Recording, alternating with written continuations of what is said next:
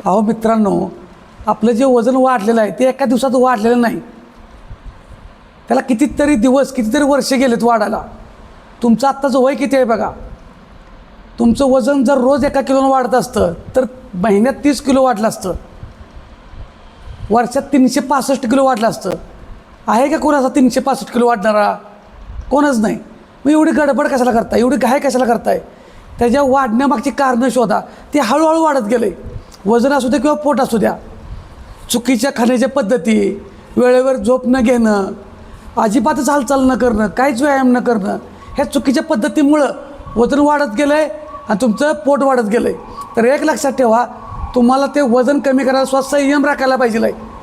थोडा वेळ द्या, 100% वजन कमी होतं आहे, पण थोडा वेळ द्या. गडबड करू नका, घाई करू नका. आणि हो, लक्षात ठेवा, चालला तरी चालेल पण थांबायचं नाही, चालत राहायचं. आणि अशाच व्हिडिओसाठी फॉलो करा.